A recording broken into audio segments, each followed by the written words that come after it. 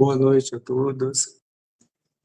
Hoje nós temos aqui o nosso amigo Ricardo Baraviera, da Diretoria de Estudos do Centro Espírita Paulo de Tarso, no Lago Norte, que nos honra aqui com a sua presença, cujo tema que ele dissertará na noite de hoje será Convite ao Dever.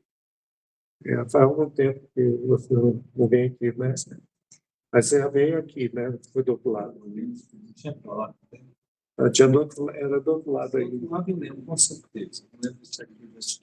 Tá. Então, faremos uma prece, né? Pediremos a Padre Ana fazer a prece para a gente, inicial. De imediato, passaremos a palavra ao Ricardo, nosso convidado da noite de hoje.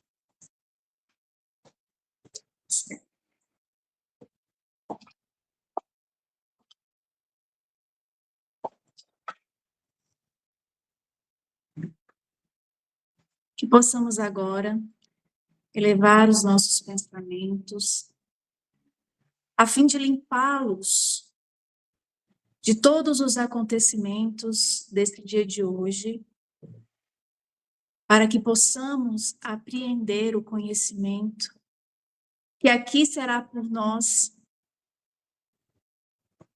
aprendido.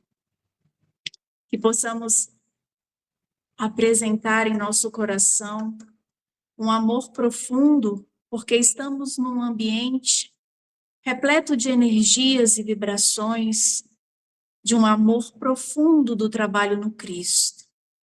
E que o palestrante possa nos ofertar, através de um carinho, esses ensinamentos maravilhosos e que, através dessa oração, possamos nós aprender os conhecimentos que aqui serão oferecidos. Graças a Deus, que assim seja.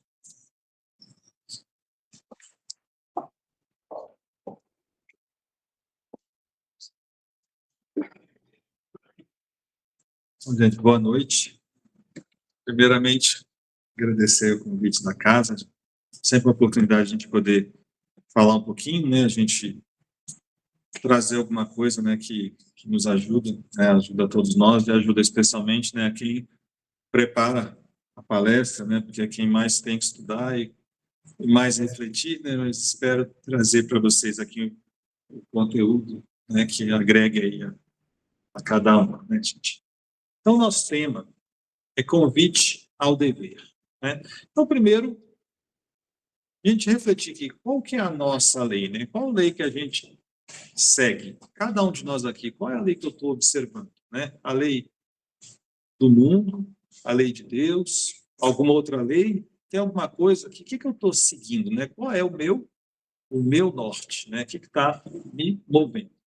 Então, uma coisa importante quando a gente fala de dever é que dever, né? Falando aqui tecnicamente, é diferente de obrigação, né? A gente fala obrigação e dever como se fosse a mesma coisa e, na prática, no dia a dia, é a mesma coisa. Mas, quando a gente vai olhar direito, né, é um pouquinho diferente, né? Dever é uma coisa que é imposta a nós. Não tem escapatória. A gente agora aí, está todo mundo aí terminando de declarar o seu imposto de renda, né? Não tem como não fazer, não vou fazer imposto de renda. Você não vai fazer, daqui a pouco vai ter alguém batendo na tua porta aqui, né? Porque cadê a tua declaração? Você está devendo? Pode ser até um crime, né? Então, é um dever. Pagar impostos, por exemplo, é um dever. Não é uma escolha nossa. Já a obrigação é uma escolha nossa. Eu posso querer trocar de carro, não tenho dinheiro, vou no banco, pego emprestado um dinheiro e passo aí algum tempo, aí, alguns meses, alguns anos, tendo que pagar o banco para pagar aquele empréstimo que eu peguei, porque eu quis. Eu não precisava trocar de carro. Eu quis trocar de carro e fiz um empréstimo no banco. Então, isso é uma obrigação, é uma escolha nossa. Mas dever não, dever é mais do que isso. É algo que está acima das nossas escolhas, é algo que está realmente imposto a nós, né? Então, é algo muito forte na nossa vida.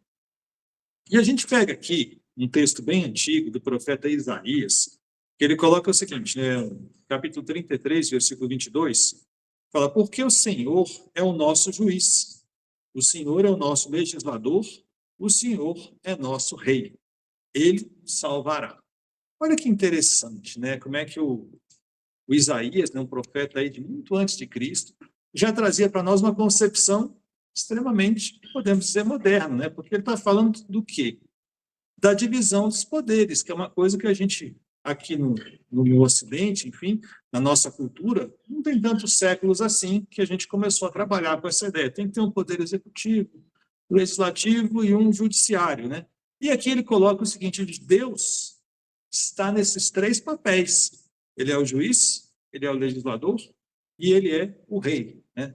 Então, a gente olha, mas por que Deus pode atingir esse papel desde que ele cria a lei, ele julga e ele executa a lei? Como é que ele pode estar nesse mesmo papel, né? Bom, aqui é evidente, né?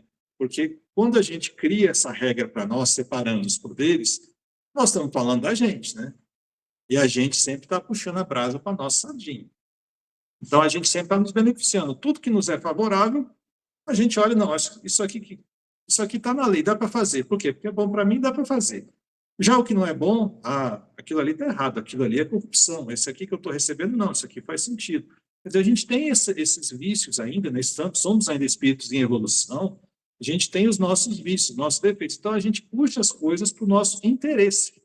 Até uma das questões mais interessantes do Livro dos Espíritos, que Kardec pergunta para o espírito, eu não lembro o número da pergunta agora, mas ele pergunta assim: pô, tirando aquelas coisas bem óbvias que mostram que a gente é inferior, qual uma característica que mostra a inferioridade do homem? E o espírito de verdade responde a Kardec: o interesse pessoal. Quer dizer, justamente isso, né? A gente ainda age muito de acordo com o nosso interesse. Então, quando é o nosso interesse, a gente interpreta do jeito que é favorável para nós. A gente cria as coisas do jeito que é favorável para nós. Se eu gosto de correr, eu acho que o eixão é um absurdo ter só 80, podia ser 120 no eixão, né? Por quê? Porque eu gosto. Agora, eu não paro para pensar, né? Se andar 120 por hora, talvez, quem sabe, seja meio perigoso. Possa causar alguns acidentes, possa causar alguns atropelamentos. Não, porque eu gosto de correr, né? Então, assim, infelizmente, a gente muitas vezes ainda pensa assim, né, no nosso interesse, né, no que nos cabe, né? Então, Deus, obviamente, pode ocupar esses três papéis de legislador, de executor e de julgador, porque, afinal, ele é um espírito, não, Deus é Deus e é perfeito, ele é puro. Então, ele não tem interesse pessoal, tudo que ele faz é magnânimo. Então, não precisa dessa divisão. Mas é interessante a gente ver, então, que esse conceito, né, da legislação, do julgamento e da execução das leis já está lá em Isaías, né, com o mesmo princípio que a gente usa hoje.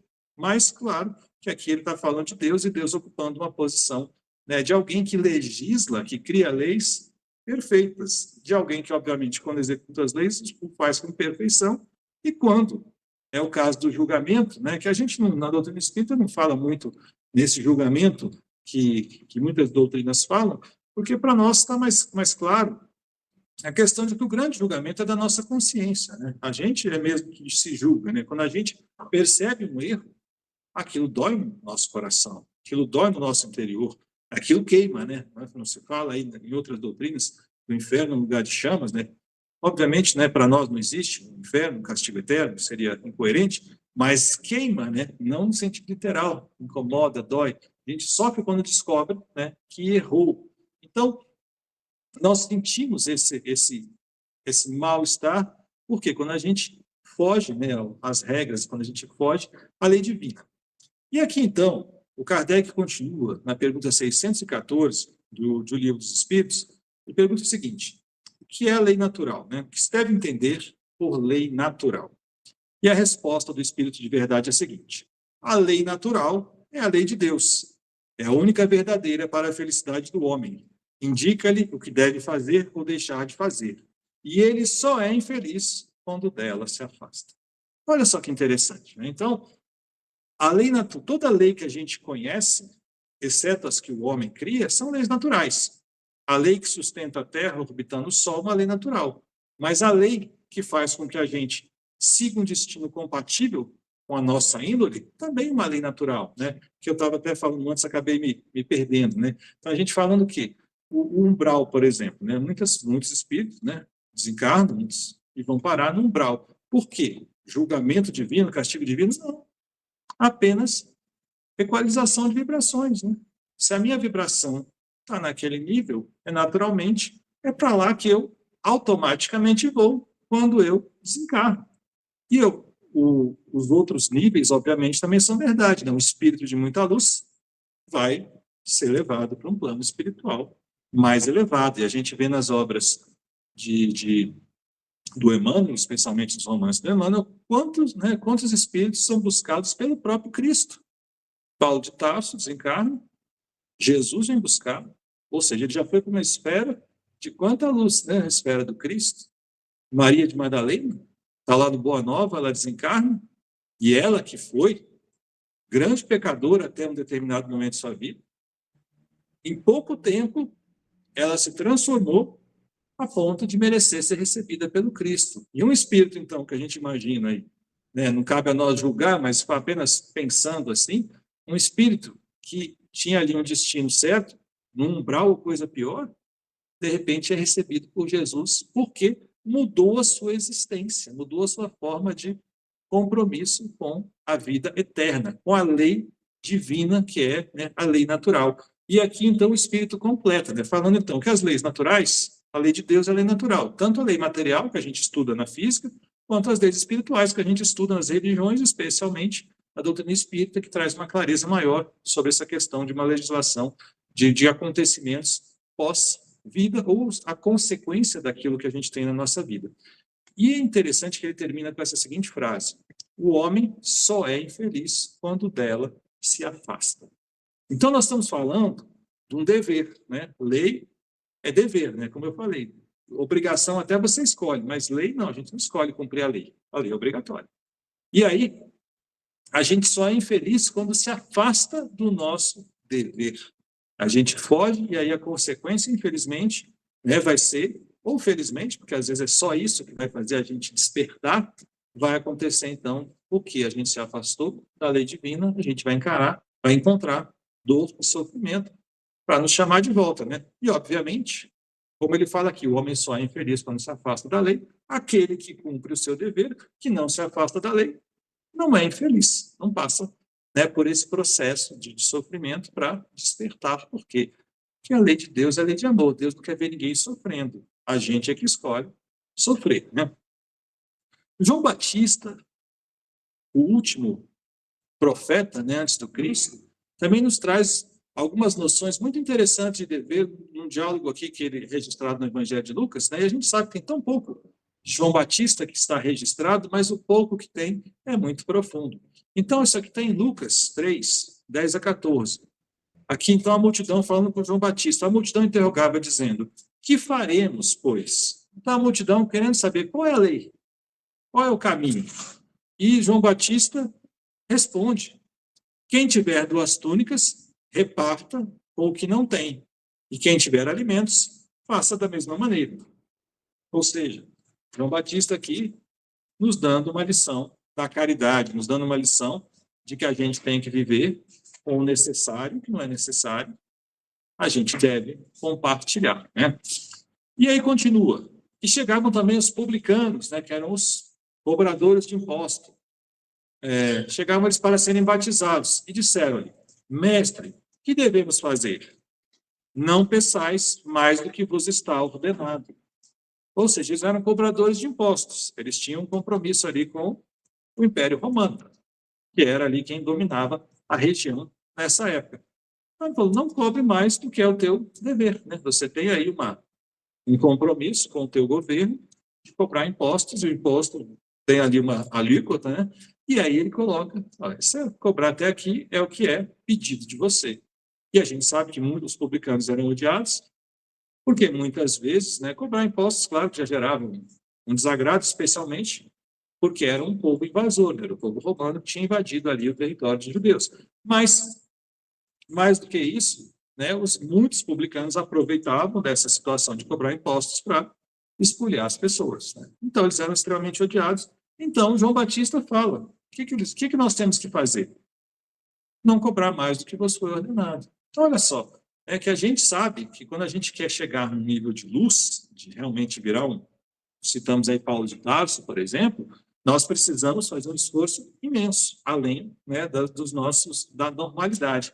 Mas para a gente começar a andar no caminho certo, e olha que João Batista era extremamente ríspido, né?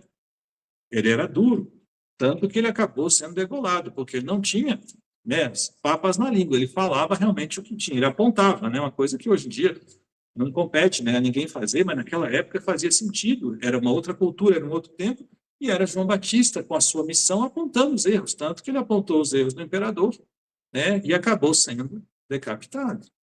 Mas, então, ele mesmo não estava dizendo, olha, entrega tudo, né, como tem aquela passagem de Jesus que fala, vende tudo e me acompanha. João Batista estava aqui um outro nível de esclarecimento, né? Olha, cobra só o que te foi pedido, quer dizer, cumpre o teu dever com César. Jesus também falou para nós, né, a César o que é de César. Então, João Batista, de certo modo, está dizendo mais ou menos a mesma coisa aqui, uma lição muito parecida com a do Cristo, não poderia ser diferente, né? Porque, afinal, a gente sabe que a vinda do Cristo é um processo planejado. Então, todos que vieram antes do Cristo vieram preparando o seu caminho.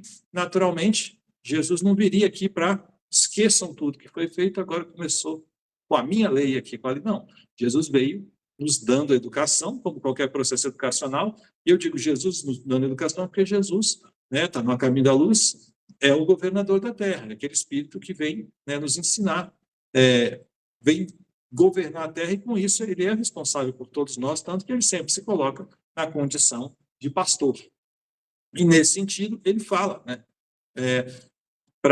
ele traz, então, uma lição encadeada, né? Aos pouquinhos ela vai sendo evoluída, né? E chega um ponto, então, que Jesus vai, então, fazer uma mudança grande, mas sem dizer que para trás está tudo errado, mas dizer, olha, isso aqui foi essencial para a nossa jornada, mas vamos agora dar um passo à frente. Então, é natural que o João Batista diga coisas, né, muito similares ao que o Cristo falou, e no caso aqui, logo em seguida, né? Porque aqui nós já temos o João Batista adulto, um Jesus adulto, né? Não nessa passagem não tem Jesus, mas a gente sabe que aqui já estava, né, Jesus próximo de começar a sua missão. Então, ele fala aqui uma lição muito parecida com o que o Cristo diria pouco tempo depois. E depois chegam os soldados. Uns soldados interrogam também, dizendo, e nós, o que faremos? E João Batista, então, falando de dever, né, que é o nosso tema de hoje, diz aos soldados, a ninguém trateis mal, nem defraudeis, e contentai-vos com o vosso soldo. Quer dizer, façam de novo a sua missão. Qual é o trabalho do soldado? Tem lá o trabalho de proteger alguns lugares. Naquela época, né, o soldado e o que a gente hoje conhece como polícia, não havia essa divisão. Então, aqueles soldados eram também policiais da região. Então, eles tinham lá o trabalho deles, como soldados, como policiais, e eles tinham que, então, assim, não tratar mal ninguém. Quer dizer, você está aqui, vamos lá, para pegar o bandido, mas quem não é bandido, vamos ter o não que com o bandido não se deva ter o respeito, obviamente, mas assim, você vai necessariamente prender aquele que é o criminoso, né, faz parte do nosso processo.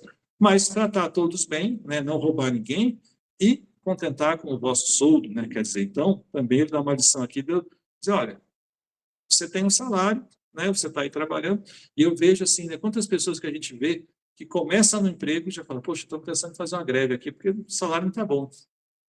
A pessoa acabou de ser contratada com um valor combinado, já está ali revoltada. Quer dizer, não é do ser humano, né? A gente está sempre indignado, sempre achando que merece mais, e aqui ele fala, contentai-vos com o vosso soldo, né? Então, faça isso, né? Então, o João Batista está dando lições simples e práticas do dia a dia para cada um, né? Para o cobrador de impostos tem uma palavra, para o soldado tem outra, mas basicamente de questões do dia a dia, né? Então, ele mostra para nós esse senso do dever, que é o nosso assunto de hoje. E aí a gente chega em Jesus, né? Pulamos aí João Batista, passando lá em Isaías, lá atrás, chegamos em Jesus. E no capítulo Sede Perfeitos, do Evangelho segundo o Espiritismo, tem uma seguinte passagem, né? Fala assim, aqui está citando, obviamente, o Cristo, né? Amai os vossos inimigos. Então, Jesus também dando uma lição do nosso dever de uma forma bem didática. Amai os vossos inimigos. Fazei o bem aos que vos odeiam. Orai pelos que vos perseguem e caluniam. Porque se somente amardes os que vos amam, que recompensas tereis disso? Então, quer dizer, se a gente só faz em troca, ou seja, eu amo porque eu sou amado. Eu só troco, eu não estou oferecendo nada de meu. Se ali não me amar, não amo. Se aqui me amar, também amo. Quer dizer, Então, a gente tem que fazer mais do que isso. Não fazem assim também os publicanos, né? Então, Jesus perguntando, os publicanos, né, como a gente falou, os cobradores de impostos, eram aquelas pessoas que o povo detestava, né? Então, eles também não amam o que os amam. Você já viu o publicano lá na casa dele, com a esposa dele, com os filhos? Já viu o publicano quando encontra lá o emissário de César, lá do Império Romano? Ele também não é legal? Então, quer dizer, isso todo mundo faz, amar só quem os ama. Isso é o mínimo, né? Quer dizer, abaixo do mínimo, né? E continua Jesus, se unicamente saudardes os vossos irmãos, que fazeis com isso mais do que os outros, né? A proposta nossa aqui, de todos nós, não é a reforma íntima, não é a transformação, se a gente não fizer nem o que os pecadores, os ditos pecadores, né? Claro que não é bom a gente rotular ninguém, mas a parábola às vezes simplifica, né? Para a gente botar uma explicação mais simples. Então, se até os pecadores estão fazendo isso, o que você está fazendo melhor, então? Qual é o seu diferencial? E aí, não fazem o mesmo os pagãos? Então, já tinha falado, os publicanos também amam quem os ama. Os pagãos, né, que eram aqueles que não eram judeus, e a gente sabe que os judeus não tinham muita tolerância, né, com outras doutrinas, né? Então, os pagãos também amam quem os ama. Então, se vocês estão dizendo que eles são pagãos, que eles não têm o Deus único, que eles não têm Moisés, que eles não têm isso aqui, vocês estão fazendo melhor do que eles. É a reflexão, né? Porque Jesus é reflexão, né, gente? Jesus, ele veio para trazer a gente para a idade adulta. Ele veio para mostrar que nós crescemos. Antes, a gente tinha muita leizinha que era bem didática, né? O próprio Moisés, né, deixou algumas legislações que a gente olha hoje, poxa, mas não faz, né? Tá estranho isso, né? Apedrejar os adúlteros, né? Está lá na lei mosaica, está lá na Bíblia, e a gente olha assim, poxa, o que acontece quando Jesus encontra a mulher adulta? Ele fala, né, quem não tiver pecado, que atire a primeira pedra. Ele não diz, não pode apedrejar, ele não diz, não faça isso, ele não diz, rasga aí a lei de Moisés, está errada. Ele fala o quê? Você, o que você acha? Você acha que você pode apedrejar alguém? Você acha que você tem essa moral toda, que a mulher ali é pecadora, e você está com a ficha limpa aqui, está tranquilo? Quer dizer, Jesus chama a gente à consciência, né? Ele nos deu a maioridade espiritual. Então, a gente começou a ter um outro foco. A gente não precisa mais se prender, né, ao que está escrito, mas foi Moisés, está lá na Bíblia, que pode apedrejar os adúlteros, tem uma série de coisas que estão lá. Né? Não importa, o que você acha? Você acha que está em condição disso? E a gente sabe, né, que a lei mosaica é uma lei humana, que foi feita lá atrás, ao contrário dos 10 mandamentos, que sim, são uma lei divina, que veio da espiritualidade, mas as leis mosaicas são leis humanas, né, que foram feitas para os homens daquela época. Então, se a gente for olhar naquele tempo, certamente fazia sentido, ainda que bárbaro a lição, esse apedrejamento, como fazia sentido uma série de coisas que hoje não fazem mais para nós, né, nenhum sentido. A famosa lei de Talião, né, olho por olho, dente por dente, a gente olha hoje, é uma lei bárbara, né? Você matou meu filho, eu mato o seu, está tudo bem resolvido. Quer dizer, uma barbaridade, né? A nossa sociedade hoje, com todos os seus defeitos, já não aceita mais isso, né? Pessoa que cometeu um homicídio vai presa, vai para a cadeia, em tese, né? Era para a cadeia ser um lugar de reeducação, infelizmente, no nosso país ainda não é, mas a ideia já é essa, né? Tirar essa pessoa de circulação e dar uma reeducação para ela. Quer dizer, então, para nós não faz nenhum sentido, mas o Cristo, então, veio mostrar isso para a gente naquela época. Mas o que você acha? Você acha que você tem moral para julgar os outros, para apedrejar essa mulher? Né? E aí começa, né, de forma bem emblemática, os mais velhos começam a sair desse círculo que estava ali para apedrejar a mulher. Porque, obviamente, quanto mais tempo, mais pecados, né? Infelizmente, ainda é a nossa história, né? E também, claro, aqueles mais velhos já estavam numa idade também de mais reflexão e talvez já estivessem ali pensando, né, na vida que tinham levado. Já, claro que é um caminho natural, né, na fase final da nossa existência, a gente tem uma reflexão maior.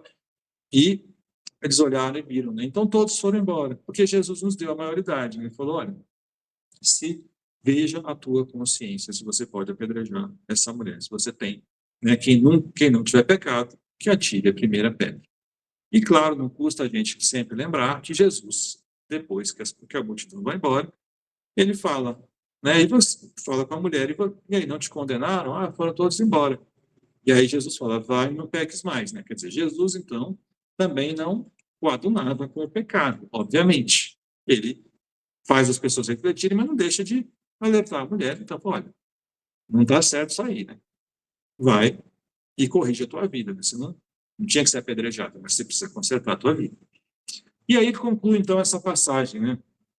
Sede, pois, vós outros perfeitos, como perfeito é o vosso Pai Celestial. Né? Então, olha só que beleza, né? Então, nós, como diz aquele mito que tem lá atrás no Velho Testamento, né? Que nós somos criados à imagem e semelhança de Deus, que obviamente não pode ser uma coisa literal, mas é isso aqui, né? Sede, pois, perfeitos, como perfeito é o vosso Pai Celestial. Quer dizer, Deus é o amor na sua essência. Nós temos que buscar essa essência do amor. Essa também é a nossa essência, né? Por isso, quando a gente vê aquele trecho anterior do Livro dos Espíritos, fala, nós somos felizes quando nos afastamos da lei de Deus. Por quê? Porque eu estou afastando a minha essência. Eu estou afastando o que eu sou. Eu sou, né? Nós somos criaturas de Deus, a imagem e semelhança de Deus, ou seja, a nossa natureza é boa.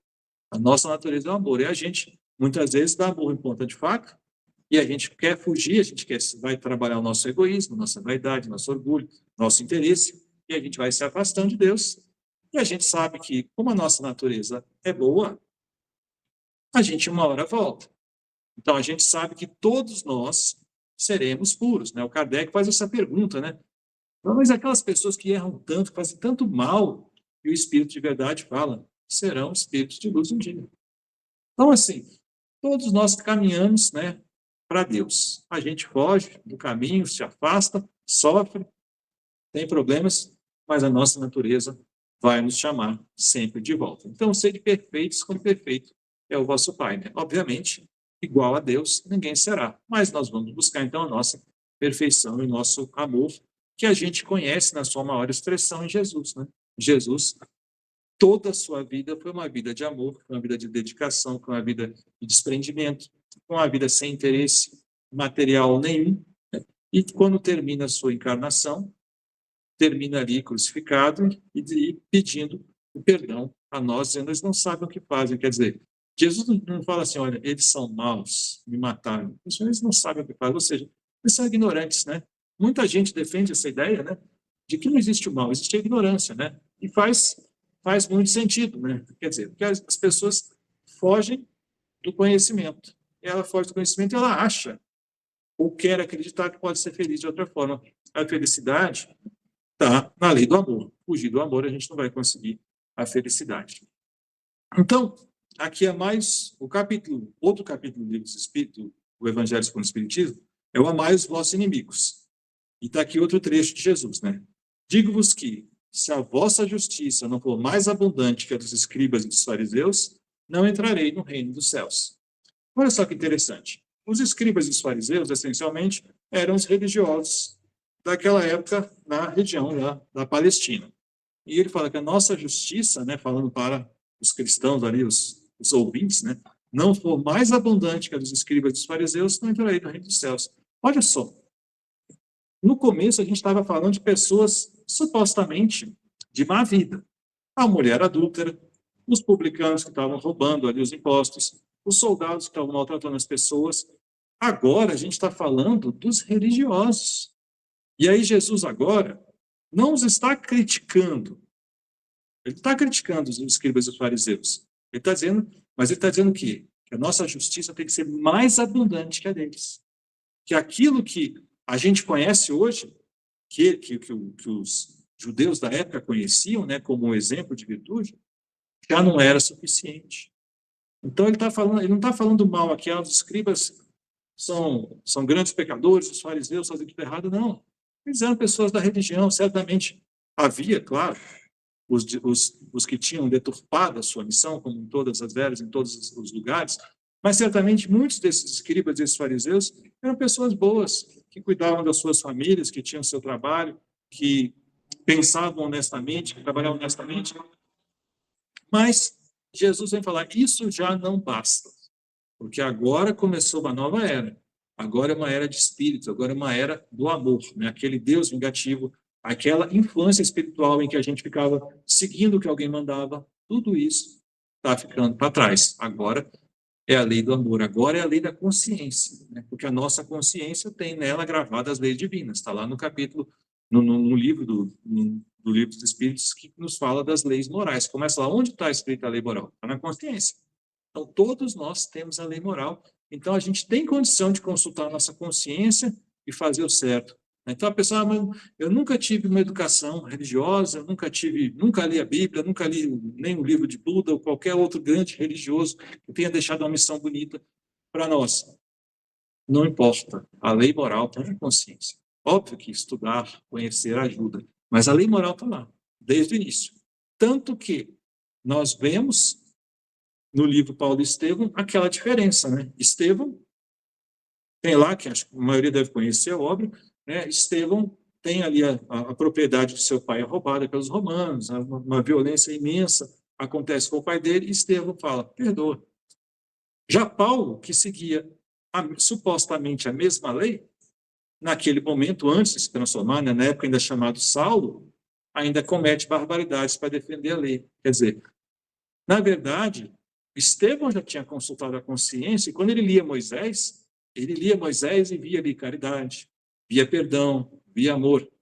Já Paulo ainda era viciado, né, no seu orgulho, e aquele orgulho era capaz de deturpar tudo que tinha, não direi que tudo que tinha, obviamente, mas boa parte da maravilha que tinha ali, já no Velho Testamento, ensinando o amor. Então, a justiça da parte do Cristo tem que ser mais abundante do que a dos escribas e dos fariseus. Quer dizer, não basta mais a gente fazer ali o feijão com arroz, né? Eu vou lá, acordo, eu tive um filho, eu cuido do meu filho. Eu tenho um trabalho, eu vou lá de 8 às 18, estou lá. Eu vou domingo no centro espírita, ou na igreja, ou não sei onde. Aí eu já cumpri meus deveres. Isso aí, nesse checklist, não funciona mais. E não é de hoje, não. É desde o tempo do Cristo, que já não funciona mais. A gente tem que oferecer mais. E quando a gente lê o Nosso Lar, acredito que todos ficaram impressionados. Todo mundo conhece a história. Se alguém não leu, mas conhece a história, já viu o filme. E olha, André Luiz era uma pessoa comum.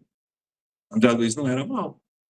André Luiz era um bom pai de família, um bom marido, estudou, né? Estudou medicina, quer dizer, então valorizou a oportunidade de estudar que teve. Era uma pessoa normal. Tinha lá seus vícios, como muita gente, bebia um pouco demais, tinha alguns excessos alimentares. Teve ali, da sua infância, né, por um desregramento sexual, contraiu sífilis, que depois veio a causar também o seu processo de desencarne, também foi adiantado, né, por essa doença, mas, essencialmente, não era uma pessoa má. Não era uma pessoa fora Não, André Luiz não tem condição de conviver em sociedade. Ao contrário, era um médico, respeitado. Quer dizer, mas isso não basta. E ele passou 7 anos no umbral para entender, né, para começar a entender a sua trajetória, e aí depois que ele é acolhido em nosso lar, ele vai começar um novo trabalho. Por quê? Porque a justiça do André Luiz estava igual a dos escribas dos fariseus. Ele não tinha entendido que já tinha que ser muito mais do que isso. Se ele teve todas as oportunidades que teve na vida, ele precisava dar muito mais do que apenas, né, cuidar dos meus próprios filhos, pagar os meus impostos e cumprir o meu horário de trabalho no meu emprego. Isso aí, né, isso aí não tem como fugir. E o que mais você está oferecendo para o mundo, né? E com outro trecho aqui, então, agora já está num outro capítulo, que chama Amar o próximo como a si mesmo. Amarás o teu próximo como a ti mesmo. Toda a lei e os profetas se acham contidos nesses 2 mandamentos, né? Amar a Deus sobre todas as coisas e ao próximo como a si mesmo. Então, desde o tempo do Cristo, na verdade, esse trecho aqui é interessante, é um trecho que o fariseu responde a Jesus. O fariseu chega e pergunta, o que eu faço para entrar no reino dos céus? Jesus devolve a pergunta. O que a tua lei fala? Amar a Deus sobre todas as coisas e ao próximo como a si mesmo. Jesus fala, faz isso e você vai para o reino dos céus. Quer dizer, então, nós vemos que já existia a compreensão, só que a compreensão ela é deturpada pelo quê? Pelo nosso interesse, de novo, pela nossa vaidade, pelo nosso orgulho. Por quê? Quando o fariseu responde a Jesus, que fala, quando ele pergunta, o que tua lei manda? Amar a Deus sobre todas as coisas ao próximo como a si mesmo. Jesus fala, faz isso, e está certo. Ou seja, bastava ele continuar seguindo Moisés, não precisava de Jesus, porque ele já sabia isso. Não foi Jesus que disse isso para ele. Só que aí, Qual é a pergunta que ele emenda? Ele vai perguntar, quem é meu próximo? E aí que entra, né, nosso orgulho, nossa vaidade. Tá bom, eu tenho que amar o próximo, mas aquele ali não é meu próximo, aquele outro também não, esse aqui é meu próximo. A gente começa a escolher o nosso próximo. E aí eu vou amar só quem eu quero.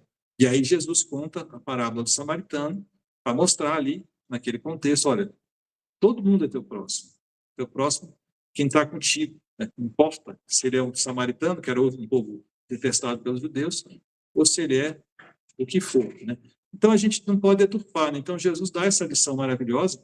E, claro, quando Jesus fala amar os inimigos, e tem um estudo aí do Saulo, né? Aquela obra, talvez você já tenha visto, né? O Evangelho por Emmanuel, é uma coleção em que são catalogadas todas as mensagens de Emmanuel, comentando algum versículo evangélico. Então, elas foram catalogadas em ordem, compondo ali a ordem do Novo Testamento e com uma explicação de Emmanuel na sequência, né? Obviamente, nem todas as passagens foram comentadas por Emmanuel, mas nessa obra, então, o Saulo, né, que é o principal autor, ele comentou, né? Fala que o trecho que mais se acha comentário é amar os inimigos. Por quê? A gente já não viu aqui que tudo que a gente falou aqui de Isaías, falou aqui de João Batista, falou aqui agora do fariseu, já dizendo para Jesus, amar o próximo com a ti mesmo. Ou seja, Jesus não veio trazer essencialmente uma grande novidade, porque nós estamos num processo evolutivo. Jesus veio trazer, claro, uma evolução dessa lei, mas não veio derrubar tudo que está errado, não. Ele veio evoluir essa lei e, acima de tudo, dar o exemplo. Ele falou, tem que amar o próximo como a si mesmo. Olha aqui como é que eu faço. Eu amo. Tem que perdoar. Olha eu aqui na cruz, pedindo para perdoar as pessoas. Então, ele mostrou que a vida dele era o verdadeiro evangelho. Então, o ensinamento já estava ali. Mas o trecho em que Emmanuel mais comenta é o amar os vossos inimigos. Por quê? A leitura que o Saulo faz é justamente isso. Aqui que o Emmanuel queria chamar a atenção, que é o grande diferencial que Jesus traz na sua doutrina. Porque até então, amar o próximo, mas quem é meu próximo? Quando você chega e fala amar os inimigos, acabou. Porque você tem que amar a pior pessoa que tem para você. Então, não tem quem você não tenha que amar. Né? Então, Jesus vem mostrar para a gente um aprofundamento daquela lição toda que vinha, e, claro, veio trazer muito mais do que esse aprofundamento teórico, tanto que Jesus não deixou nada escrito, ele veio trazer a sua vivência e mostrar, olha, é desse jeito que se deve viver, e eu vivo assim, eu vivi assim e mostrei para vocês que dá. Porque senão, gente, a gente estaria aqui numa conversa hipócrita. Né? Não, a gente tem que ser bom, tem que fazer o bem. Mas Jesus mesmo não fez. Quer dizer, se fosse assim, não faria sentido. A gente falou, a gente tem que ser assim, né? A gente precisa nos consertar. Nós ainda não somos assim, mas o nosso mestre é. Aquele que a gente segue é. Por isso que a gente fala muitas vezes também, às vezes as pessoas vêm, fui no centro espírita, abandonei porque me decepcionei com as pessoas. Gente, você vai no centro espírita procurar pessoas, não tem que ir no centro espírita procurar Jesus. Né? As pessoas vão nos decepcionar. As pessoas vão nos decepcionar em algum momento. Alguma hora vai sair ali uma resposta atravessada, alguma hora vai sair alguma coisa, alguma hora você vai ver ali aquela pessoa em alguma situação ali fazendo alguma coisa errada, porque, infelizmente, ainda é nosso estágio, a gente ainda erra.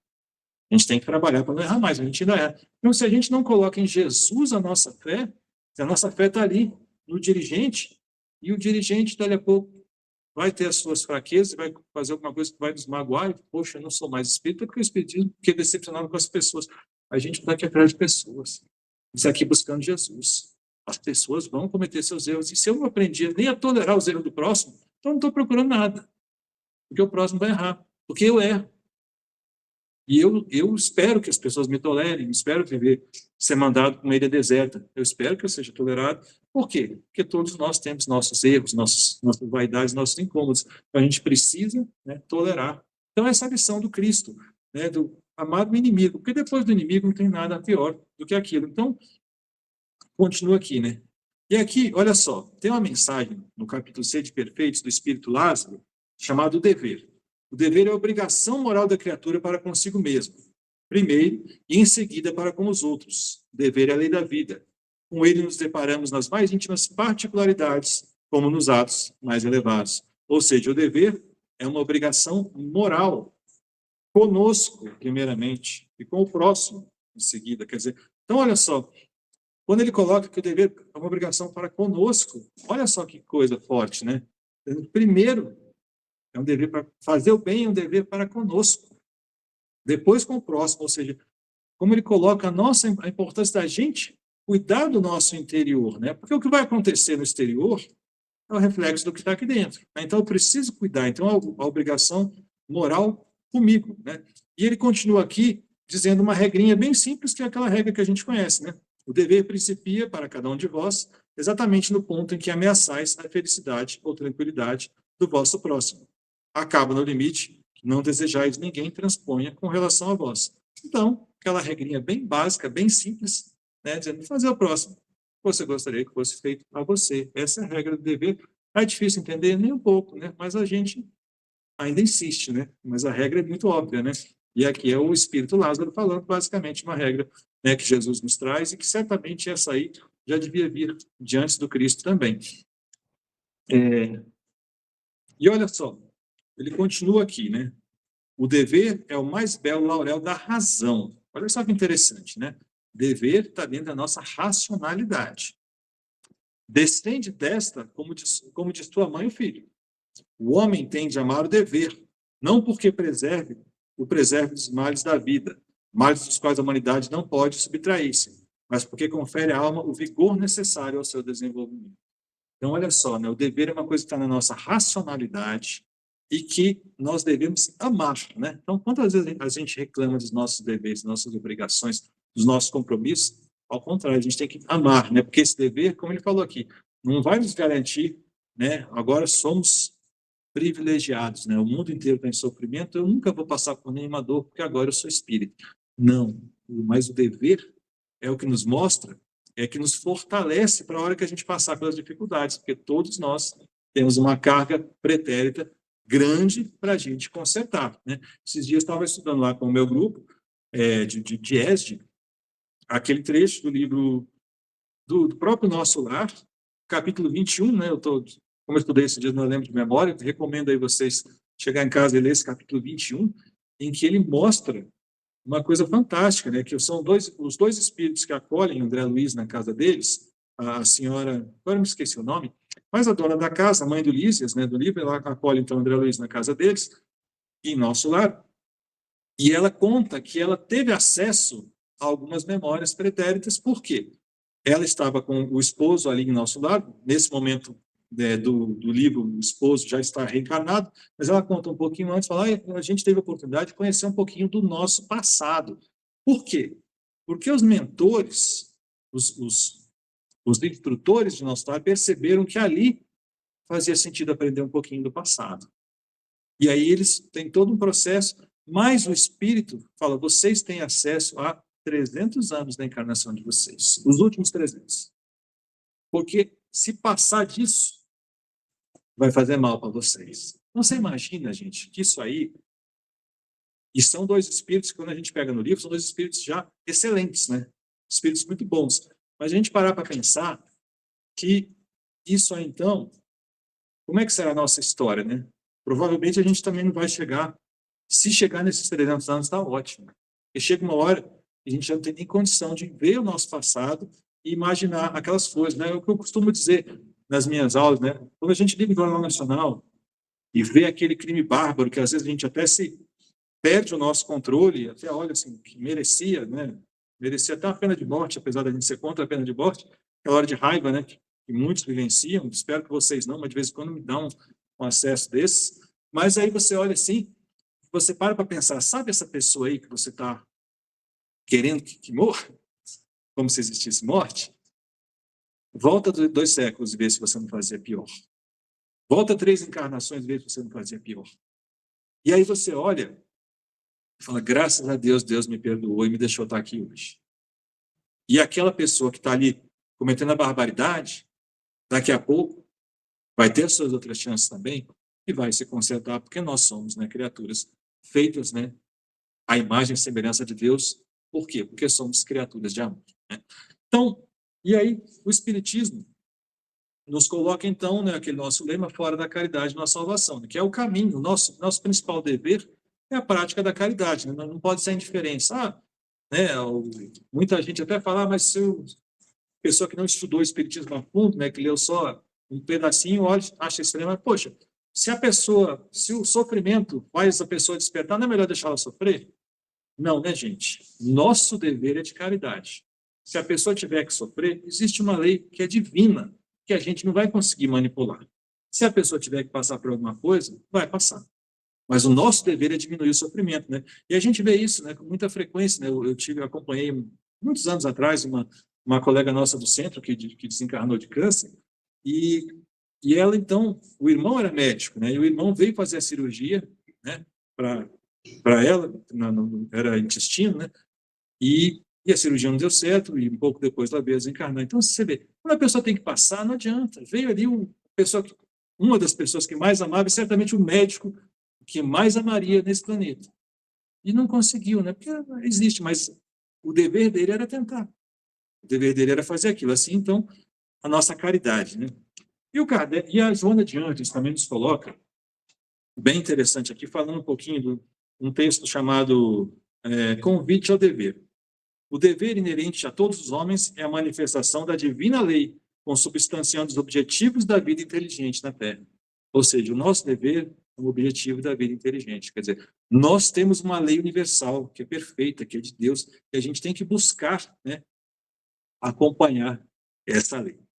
E vou passar aqui para um trecho do Leon Denis, que é muito interessante. Olha só o que no livro Depois da Morte, Leon Denis fala para a gente aqui. É um capítulo 43, chamou Dever. Quanto mais nos elevamos, tanto mais a nossos olhos o dever adquire grandeza, majestade e extensão. Seu culto é sempre agradável ao virtuoso, e a submissão às suas leis é fértil em alegrias íntimas inigualáveis. O dever torna-se, então, uma obrigação de todos os momentos, a condição imprescindível de uma existência, um poder ao qual nos sentimos indissoluvelmente ligados para a vida e para a morte. O homem honesto faz o bem pelo bem, sem procurar aprovação nem recompensa. E aí ele conclui aqui, né? Possamos dizer ao fim de cada dia: fiz hoje obra útil, alcancei alguma vantagem sobre mim mesmo, assisti, consolei desgraçados, esclareci meus irmãos, trabalhei por torná-los melhores, tenho cumprido meu dever. Então, olha só que beleza, né? Porque a gente, às vezes, pega o dever como algo que nos incomoda, né? Eu sou obrigado a fazer isso, não tem jeito, não tem como fugir. E, no entanto, quando um espírito já é mais esclarecido, olha como ele vê o dever de outra forma, como ele vê com gratidão aquele trabalho que ele tem, aquele esforço que ele deve despender em prol do semelhante. Porque, gente, a diferença da lei de Deus, para todas as leis que a gente conhece, é que a lei de Deus é a lei que permite a felicidade de todos. As nossas leis, não. As nossas leis, muitas vezes, criam injustiças, né? Alguns são felizes, outros não são. Alguns conseguem ter uma vida confortável, outros não conseguem. Claro que aí tem tudo a ver também com como a gente constrói a nossa existência, mas vamos pensar que, só do ponto de vista de lei, a lei de Deus é a lei para todos. Porque as nossas leis permitem o egoísmo, permitem o interesse pessoal, permitem a nossa vaidade. A lei de Deus, não. Então, a gente tem que reencarnar, a gente tem que viver diversas experiências, porque o que Deus espera é que todos sejamos felizes. Então, se eu estou abastado, meu amigo está com fome, eu tenho o dever de ajudá-lo. Por quê? Porque Deus quer todo mundo feliz. Deus não quer só me ver feliz. Deus não tem os seus escolhidos, não. Aqueles ali vão viver felizes, esses aqui vão para a miséria. Não. Ele quer todo mundo feliz. Essa é a lei de Deus. Essa é a diferença para qualquer outra legislação que a gente vai conhecer. Então, quando a gente olha assim o dever, quando a gente olha os compromissos, quando a gente olha o que nos é cobrado de sacrifício, de esforço, por quê, gente? Primeiro que o sacrifício e o esforço nos trazem felicidade. Se a gente perceber o que a gente está fazendo. Claro que a gente pode ficar reclamando, mas eles trazem felicidade. E segundo, que esse sacrifício e esforço é para que todos sejam felizes. Porque eu posso estar aqui na minha casa, bem alimentado, na minha caminha confortável, enquanto o outro está passando frio. Então, a lei de Deus é a lei que fala, tá, você está na tua caminha confortável, então também compartilha com o próximo, compartilha teu tempo, compartilha teus bens, ajuda, porque todo mundo precisa ser feliz, né? O sofrimento, como a gente acabou de falar, a gente sabe que muitas pessoas têm que passar pelo sofrimento, muitas não, todos nós passamos, cada um da sua forma, mas não cabe a nós julgar o quanto uma pessoa tem que sofrer, cabe a nós praticar a caridade, cabe a nós ajudar e minorar o sofrimento de todo mundo, e deixar que Deus saiba, né, o quanto cada um precisa passar até que ele desperte o sentimento, né? E para fechar aqui, gente, do nosso tempo, qual é o peso do dever que Deus nos impõe? Tem um trecho aqui de Jesus que mostra muito bem quanto é pesada a lei de Deus. E Jesus fala assim para nós: vinde a mim, todos vós que estáis aflitos e sobrecarregados, que eu vos aliviarei. Tomai sobre vós o meu jugo e aprendei comigo, que sou brando e humilde de coração, e achareis repouso para vossas almas, pois é suave o meu jugo e leve o meu fardo.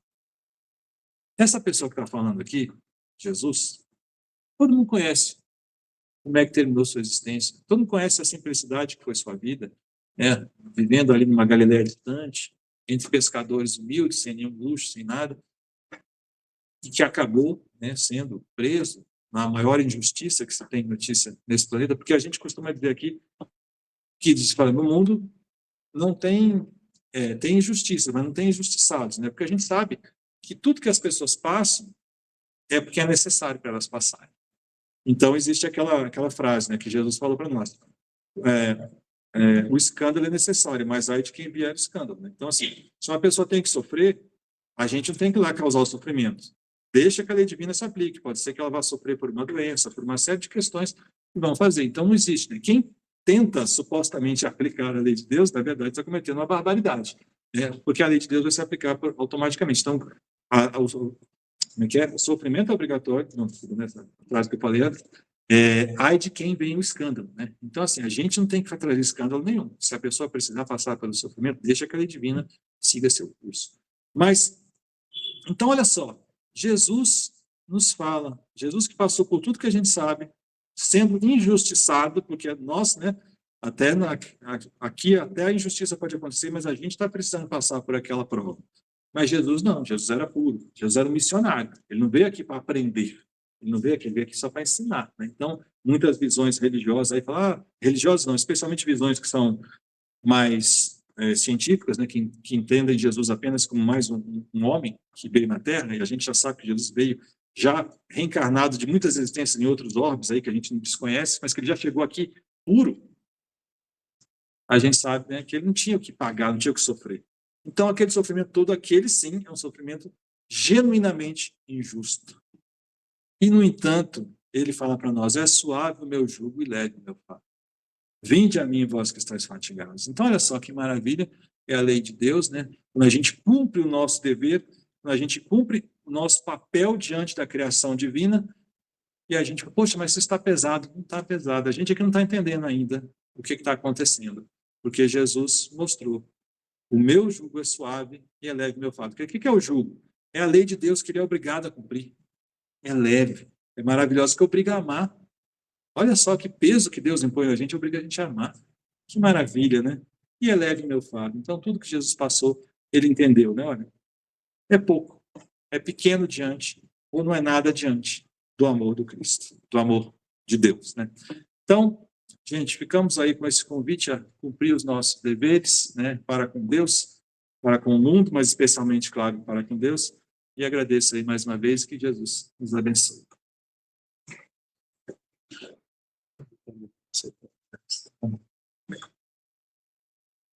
Agradecemos a presença amiga do Ricardo Baraviera pela explanação da noite, o convite ao dever, e vamos pedir a ele que faça a prece de encerramento dessa primeira parte das atividades da noite de hoje.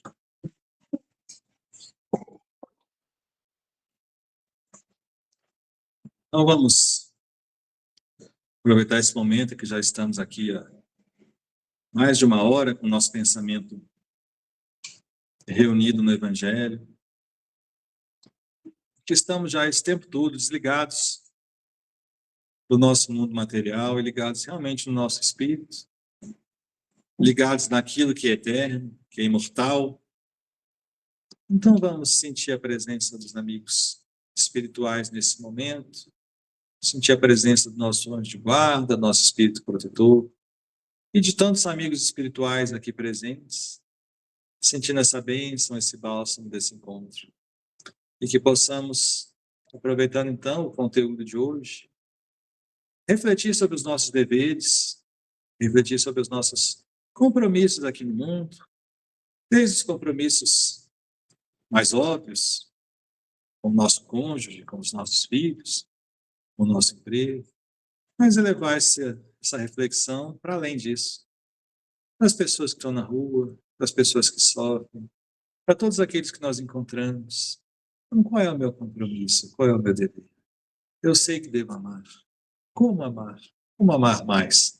Como deixar meu coração mais leve e sentir, como Jesus nos mostra, a bênção que é ter um dever, a bênção que é ter um compromisso, mas não qualquer compromisso. O compromisso com Deus, o compromisso com a lei do amor.